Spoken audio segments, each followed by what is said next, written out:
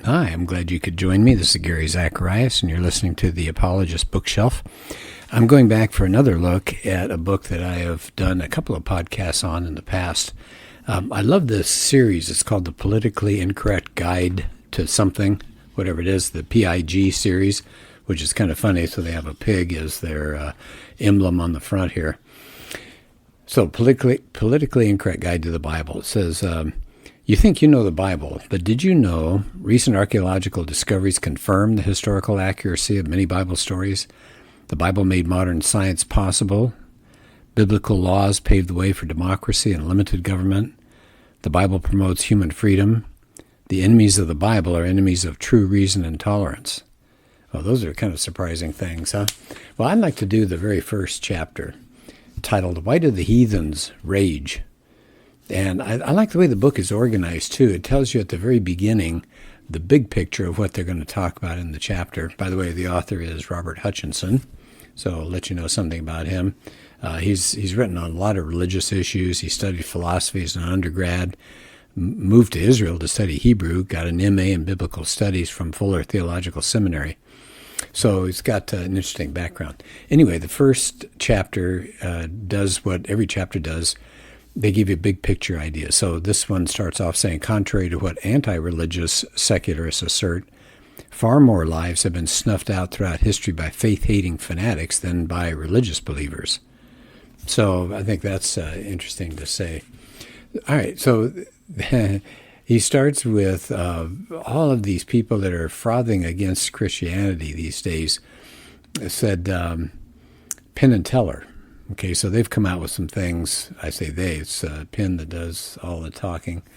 But they come out against the Bible, and they bring up biblical experts once in a while, like Michael Shermer, and to make their case against the Bible. And Shermer says, the more we learn about archaeology and history of biblical times, the more we realize that most of the stuff in the Bible is fiction. Huh.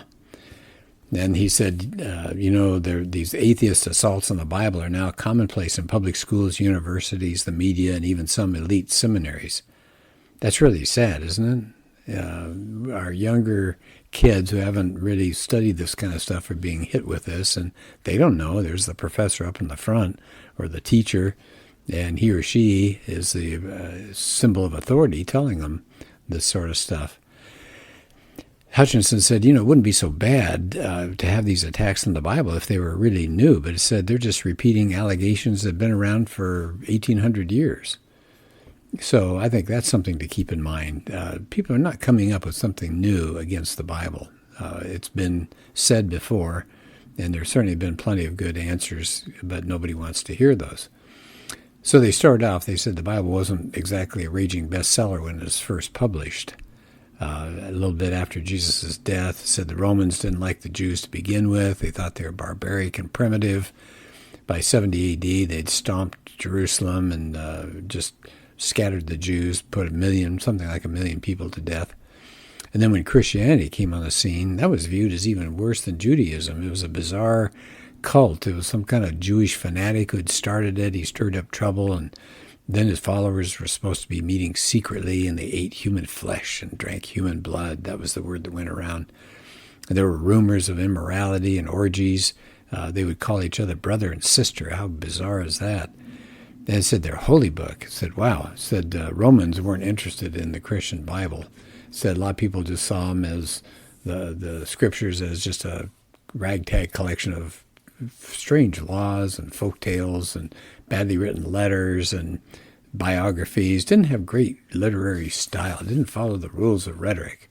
St. Augustine, the greatest theologian, of course, in the first century of Christianity, he was so put off by the Bible that he ignored it and Christianity for some time.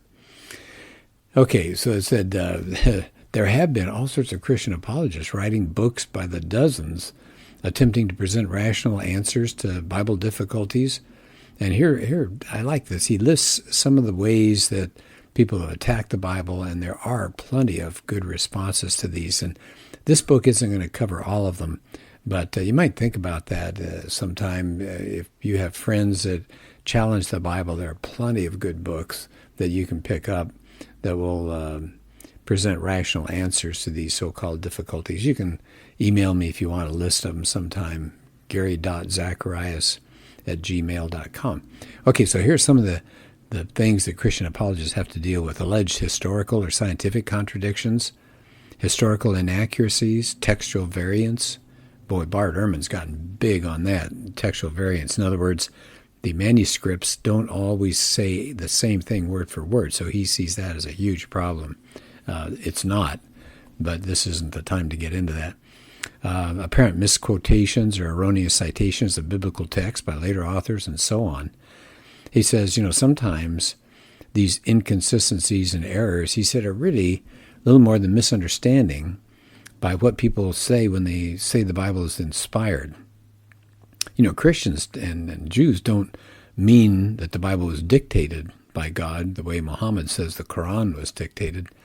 Even Christians who affirm the Bible is inerrant, meaning no errors, say, okay, it was written by limited, fallible human beings with a real historical context. They're speaking a human language with all sorts of limitations and things you have to think about, that they used particular literary forms or social conventions, and they had a particular worldview. So, in other words, if you're going to try to understand the Bible, you're going to have some patient study and analysis, and people don't like that these days. They don't want something that's going to take a little bit of work. They say, no, just give me 30 seconds, and we'll go with that. I'm right now working with a guy via email. We're going back and forth on Christianity, and he throws a verse out once in a while, and I try to give him context and to suggest some of these things as far as a more better perspective, I guess you'd say, and trying to figure out what it means. And he's back to just throwing a verse out, just throw it against the wall and let it stick. So, the other thing that Hutchinson says here is that sometimes these critics of the Bible, they take what people did, some ugly things that people did, and assume that's God's will. No, it's descriptive, not proscriptive. In other words, you've got people in the Bible that lie and kill and cheat and do all these things. It doesn't mean that's what God likes. So you've got to get that straightened out as well. He moves to the next section. He calls it the elites against the people. He said you got about almost 2 billion people on the planet that revere the Bible as the Word of God. It's been a source of all sorts of divine inspiration and moral guidance, and it's really the foundational book of the Western world. And he said most Christians and Jews, even though they may have differences among their denominations, but that the Bible has vital, often shocking and unusual truths that help us understand ourselves and our eternal destinies. But he said we've got this influential group of academic and government and media elites, and for them, the Bible's not the cornerstone. It's a source of evil. It's got superstition. It's got bad taste. Christopher Hitchens rips on it in a book called God Is Not Great, of course. He says, intelligent school children have been upsetting their teachers with innocent but unanswerable questions ever since Bible study was instituted. So that gives you a chance. He also says that, he used to have kind of like an isolated individual griping about the Bible and all in Christianity, but he says in the 60s and 70s, the secular fundamentalists took control of the media and many academic and government institutions. And I think he's right. Christians have lost the educational world. They've lost the media, the governmental institutions that are out there. It's so sad. So he said, you got most people in the U.S. have a traditional view of the Bible, but you got this minority of privileged elites that are hostile toward them. And he said, if you think I'm being too harsh, he said, consider the case of Robert Reich. Now, he was a former U.S. Labor Secretary during the Clinton administration. You know what he said?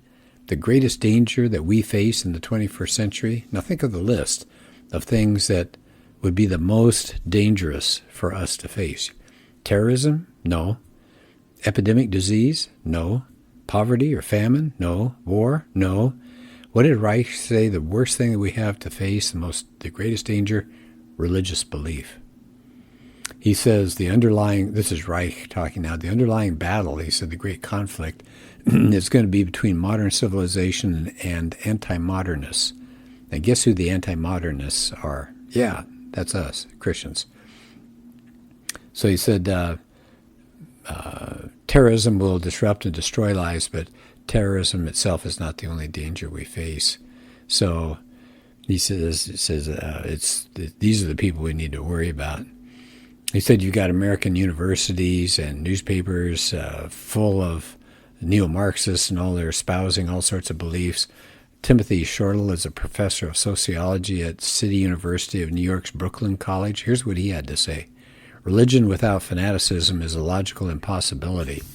Oh, ouch. He says people have their minds trapped inside a mental prison. That's how he sees religion. He said these people are going to be susceptible to extreme forms of hatred and violence. He says faith is obsessive compulsive. Wow. Did you know that about yourself? He says religious adherents fail to recognize their limitations. He calls them moral retards. Now, isn't that something to actually use that word retard? That just makes me cringe to hear about that. He says they discriminate, exclude, and belittle. They make a virtue of closed-mindedness and virulent ignorance. They are an ugly, violent lot. So that's Dr. Shortell, Shortell. He's a professor of sociology. Is that bitter and angry or what?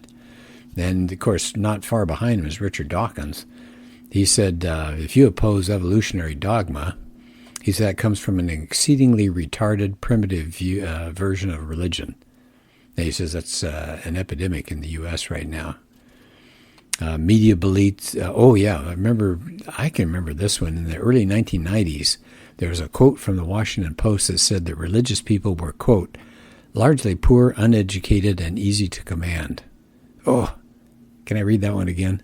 This is the Washington Post. They were talking about religious people. They were, quote, largely poor, uneducated, and easy to command. Now, they withdrew that comment later, but you know very well that they withdrew it with a smirk on their face because they still believe that. So now the worldview is that watch out for these people that believe in this book, this Bible. What about terrorism that came along? Well, that just helped the secularists because they lumped Islamic terrorism with every other religious belief, including the Dalai Lama. And they said, well, it's all the same thing. So what are they implying? Mother Teresa is just as scary as Osama bin Laden was. Just she had different methods. Wow. Isn't that something? Okay, let me move on here. He has every once in a while the chapter is broken up with quotes and all. So here's just a section.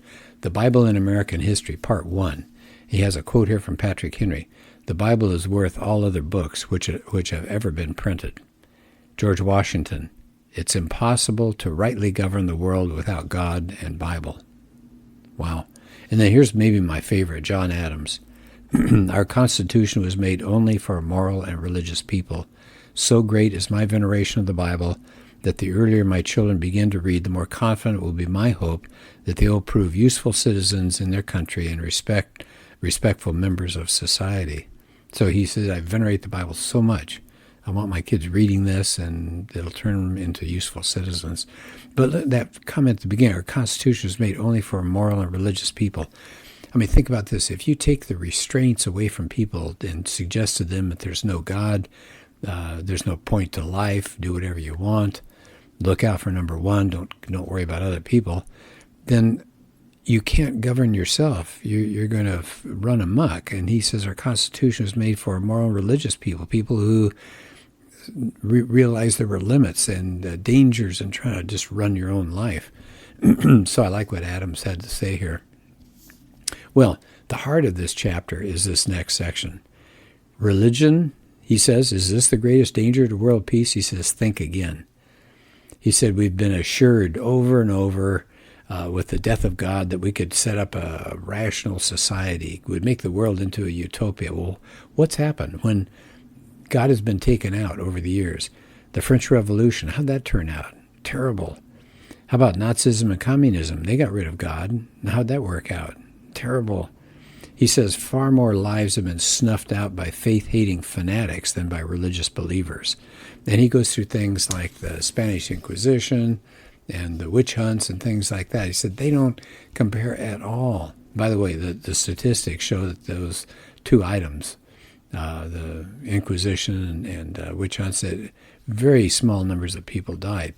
And of course, it's terrible, no matter how many die. But he says it pales in comparison with what the secular fundamentalists have done. USSR, how many people did it kill under Stalin? 61 million.